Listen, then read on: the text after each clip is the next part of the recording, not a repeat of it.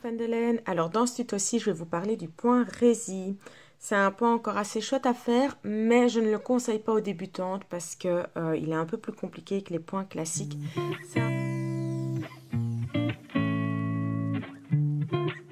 C'est un point ajouré qui monte assez vite. Comme c'est un point ajouré, je vous conseille d'utiliser des aiguilles plus petites que celles conseillées pour votre laine. Ici, moi, j'ai utilisé pile poil celles utilisées. Ça passe, mais je pense que le résultat aurait pu être plus joli avec des aiguilles plus petites. C'est un point qui n'est pas réversible, donc à prendre en compte. C'est un point qui généralement s'associe avec un autre point, c'est-à-dire qu'on commence par faire quelques rangs d'un autre point en dessous. Et puis on fait de toute façon un premier rang entièrement à l'endroit avant de commencer à tricoter. Et puis seulement on passe à la réalisation du point en lui-même. C'est un point qui donc va vous manger beaucoup de laine, ça je pense que je vous l'ai dit. Et je pense qu'il n'y a pas grand chose d'autre à dire. Donc on va passer à la réalisation du point.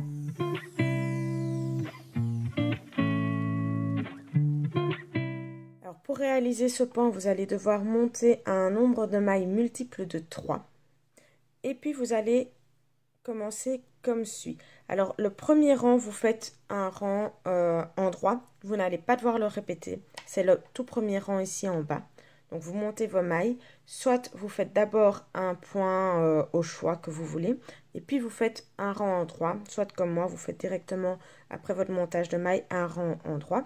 Et puis vous vous lancez à la réalisation du point. Donc il se tricote en fait sur l'envers de l'ouvrage ce point. Donc vous allez faire une maille lisière, une maille en droit, un jeté, vous glissez la maille qui suit sur votre aiguille à l'envers en laissant votre fil de l'autre côté.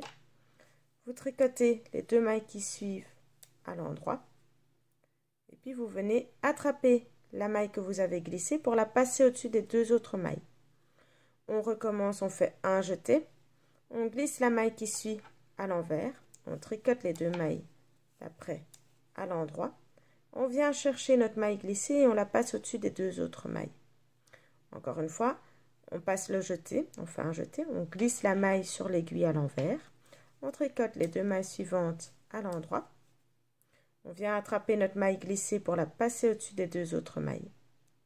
Une toute dernière fois, on fait un jeté, on glisse notre maille sur l'aiguille à l'envers, on tricote les deux mailles qui suivent à l'endroit, on attrape notre maille glissée et on vient la passer au-dessus de nos deux mailles tricotées. On tourne l'ouvrage et là c'est très facile. Tous nos rangs impairs du coup vont être faits à l'envers. C'est un rang impair parce que je vous rappelle qu'il faut commencer l'ouvrage en faisant d'abord un rang de mailles en droit. Donc je tricote toutes mes mailles à l'envers. Et puis je vais tourner mon ouvrage bien évidemment.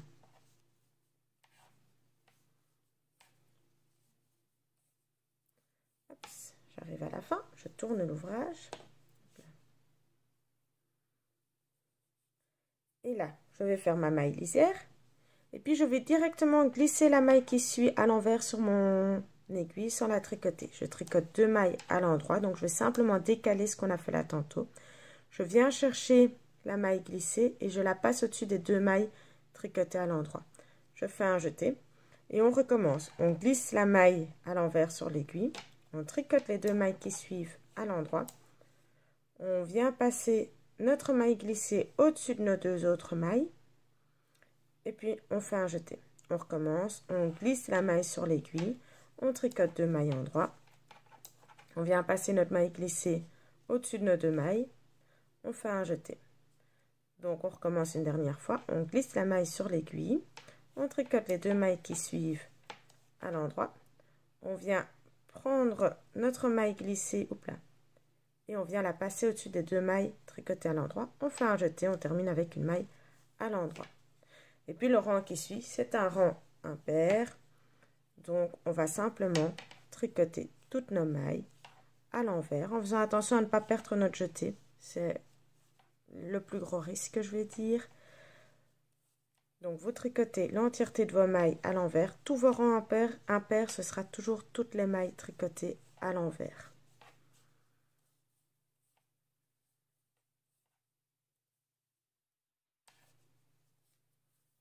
Voilà, vous tournez l'ouvrage et vous obtenez donc ceci. Vous refaites ces 4 rangs autant de fois que nécessaire. Donc au premier rang, une maille lisière, une maille en droit, un jeté, une maille glissée, 2 mailles en droit. Et on passe la maille glissée au-dessus des 2 mailles en droit. Et puis on recommence un jeté, une maille glissée, 2 mailles en droit. On passe la maille glissée au-dessus des 2 mailles en droit. Et ainsi de suite jusqu'à la fin du rang. Les rangs impairs tout à l'envers. Et le rang numéro 3, enfin, oui, non. Du coup, le rang numéro 4, une maille lisière, une maille glissée, 2 mailles en droit. On passe la maille glissée au-dessus de nos 2 mailles en droit. Et puis on fait encore un jeté. Et on recommence une maille glissée, 2 mailles en droit. On passe notre maille glissée au-dessus de nos 2 mailles en droit. Et un jeté. Et ainsi de suite jusqu'à la fin du rang. On obtient donc ceci.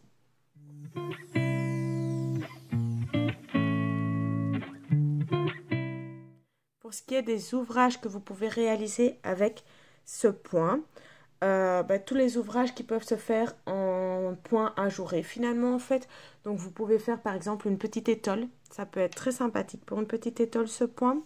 Vous pouvez vous faire un pull, pourquoi pas. Une écharpe, ça peut être très sympa aussi. Ceci dit, le point n'est pas tout à fait réversible. Donc pour une écharpe, tout comme pour l'étole, on va voir de l'autre côté que ce n'est pas la même chose.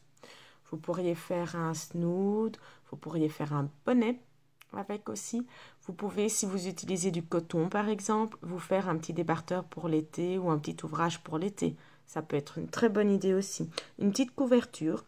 Je vous déconseille juste de faire une couverture pour bébé parce que comme il y a des trous dedans, quand bébé va apprendre à agripper, il risque d'aller coincer ses mains dans la couverture et d'arriver à la remonter sur sa tête. Donc c'est plus dangereux. Voilà, j'espère que mon tuto vous a plu et que je vous verrai pour le suivant. Ciao, ciao!